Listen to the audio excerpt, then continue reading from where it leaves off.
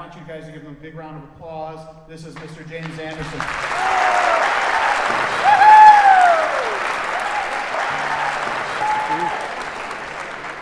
I had a normal life growing up. You know, I had good parents. All my basic needs were met. I did, you know, decent in school. I got good grades. I wasn't in trouble. There was no indication that my life was going to look the way that it did. My 5-year plan when I graduated high school, my senior year, was not become addicted to heroin and go to prison, but that's what happened. I was a freshman, I think, in high school when I first started. It was just buddies. It started off pretty normal, you know, to me, what I thought was normal at the time, drinking and smoking weed. And over time, things progressed. Things progressed into prescription pills. And I kept telling myself, well, I'll do this, but I won't do that, right? Weed turned into prescription pills, and prescription pills turned into this, and it turns into that. And that's what I meant by once you open that door, you have no idea where it's going to take you. Because we have this idea of like what's good and what's bad and hard drugs and these drugs. But when I first drank, I didn't plan on shooting heroin and living in a shed. But it happens, and it happens to people all the time. So the best way to avoid it is to not walk through that door in the first place. Because drugs and tobacco use and vaping and all these things, it just leads to an unhealthy lifestyle. It is none of these things are ever going to help you become more successful. None of these things are going to help you reach your goals in life. It's not going to help further your career in any way. It's not going to make you more money. This stuff, all it does is harm you. A big part of why I used when I was in, basically why I started using was I felt insecure all the time. I felt less than in every room that I walked into. I constantly compared myself to everyone around me. And I feel like it's probably worse now, you know, for you guys with social media, because now you're not only comparing yourself to the people around you, but you're comparing yourself to people all over the world. By the fall of the year that I graduated, I had my first felony, drug trafficking. I was arrested, and at 18 years old, you have no idea the impact that that's going to have on your life. There are lots of things that you can't do when you're a felon. It sucks. And it makes your life substantially more difficult. And like I said, I didn't think that this was going to be my life, but at 18, it became my life real fast. People, you know, you don't think you're going to get caught when you're doing things that you shouldn't be doing. I did 4 months. My mom didn't sleep for years at a time. She slept best when I was locked up because she knew that I was safe and that I wasn't OD'd somewhere.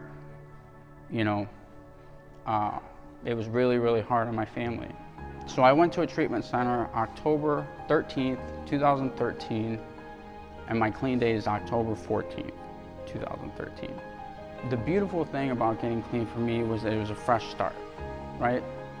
It was an opportunity for me to open up my eyes and take a look at what did I want my life to look like and who did I have to become in order to have that. We are all far more capable than we give ourselves credit for. I have shown myself that over the last 10 years.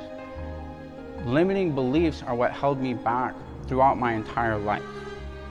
Not thinking that I was good enough, not thinking that I had what it took to become successful, to accomplish the things that I wanted to accomplish, to reach the heights that I wanted to reach. I sold myself short, and I don't want to see you guys do the same. I'm hoping that today, some of you will have heard something that is going to keep you from going down the path that I went down, having to face the consequences that I faced.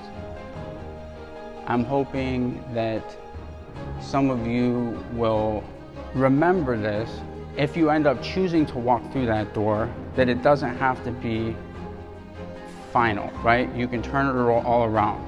Regardless of what you experience in life, you can overcome it, you can turn it all around. If I was able to go from being a homeless drug addict to, running 100 miles or traveling the world, I believe that anybody can overcome anything.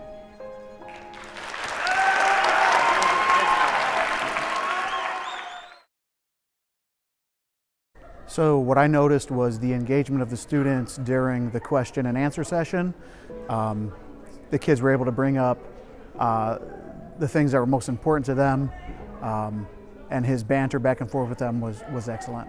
Another thing that I noticed was when James was tying his good choices into fitness, and how, I was looking around when he was talking about that, and I was seeing ears perk up, and it let me know that the kids were interested in that.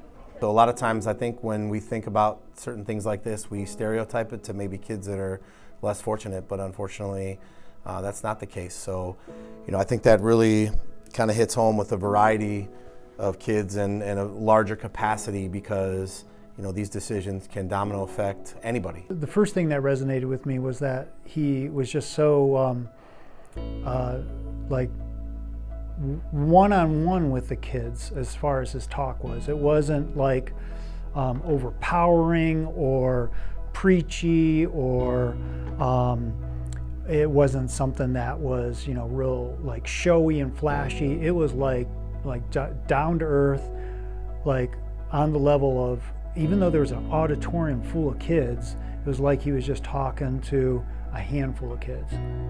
And I looked around, and the students were just rapt by James's presentation. The other thing that really resonated with me were the questions that the students had in the Q&A session at the end.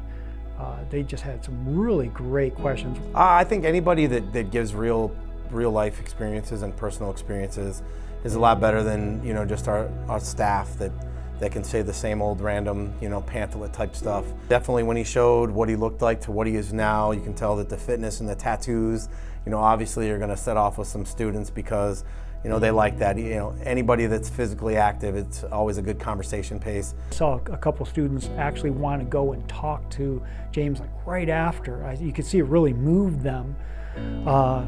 But some of the students that did just walk out, I'm thinking maybe a couple years from now, that seed was planted. James planted that seed. Like, if they run into tough situations in life, and how he described how, it doesn't have to be a certain way. Your life doesn't have to be you don't have to continue down a certain path. Those kind of seeds, I think, are going to sprout as they get into their adulthood, and I think they'll remember this. I think James would be a great candidate to go anywhere and talk about his story. His story was touching, also funny, and there's a lot of opportunities for discussion amongst the kids. So I would definitely recommend him. I would recommend James. Again, like I said, I think he relates to a lot of the students based off what he did. Us staff members, we can only say so much, but when you have someone that can answer questions about real life situations and not be afraid to tell them the ugly side, but also cherish and be proud of the positive side that he's created. When he opens up and you see all the cool places that he's been, and he's celebrated a lot of sobrieties in a lot of different ways, because it should be celebrated. And I think, if anything, we need to celebrate those small steps that hopefully will turn into big steps. So I think the kids will really relate one-on-one with him and really get that connection that they have with James. I'd recommend him to other schools because I think he has a valuable message, a very interesting story, a relevant story in students' lives these days, whether it be cautionary for some students or